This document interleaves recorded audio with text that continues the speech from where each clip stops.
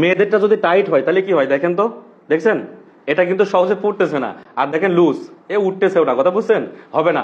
আপনি যদি অবাধে মেলামেশা করেন, সবকিছু দিয়ে দেন একটা ছেলেকে, প্রেমের ভালোবাসার দোহাই দিয়ে, গোলাপ ফুল আর চকলেটের লোভে, তাহলে এই যে এরকম তৃপ্তিটা আপনার হাজবেন্ডকে আপনি দিতে পারবেন না। পারবেন? এরকম ভাবে যাবে আর আসবে, কথা বুঝছেন? সাবধান হয়ে যান। বাংলাদেশের মধ্যে আমি হাতে কলমে দেখে দিই, কেন দিই জানে না? অসংখ্য মেয়েরা আমাকে মেসেজ করে, স্যার আমি কি করব, আমি তো ভুল করে ফেলছি, আমি তো আবেগের বসে একটু সাময়িক সুখ নিতে গিয়ে আমি শেষ করে ফেলছি, আমার বিয়ে ঠিক হয়েছে, আমার বাবা মা আমার জন্য সুন্দর একটা পাত্র দেখছে, ভালো চাকরি করে, ভালো মোটা বেতনে চাই, সে চাকরি করে, ভালো ইনকাম করে, এখন তো সে যদি এরকম দেখে তাহলে তো আমার কখনোই আর সংসারটা টিকবে না। এখন আপনার বাবা মা আপনাকে সবসময় গার্ডে রাখতে পারবে?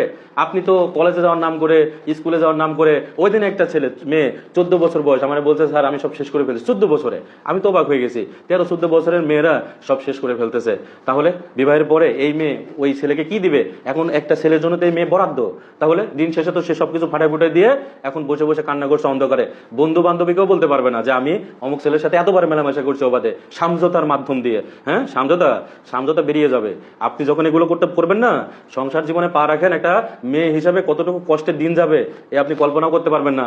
অনেকের হাজবেন্ড আছে, যখন দেখে যে যায় আর আসে, তখন বিভিন্ন রকম কিরকম দেয়, তুমি কার সাথে মিশছো, কি করছো, এটা সেইটা।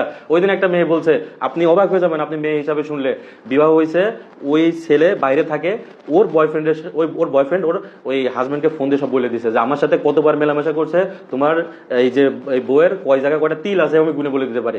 এখন ওই মেয়ে তো আমার সাথে কানা, আমি কিচ্ছু করার নেই, শেষ, এটা পাবলিশ হয়ে গেছে। কথা বুঝেন না? পুরো পৌরসভা জেনে যাবে। এখন আপনি ভুল করতেছেন, এখনো সময় আছে, সাবধান থাকেন, একটু ধৈর্য ধরেন, ভবিষ্যৎ সুন্দর হবে ইনশাল্লাহ।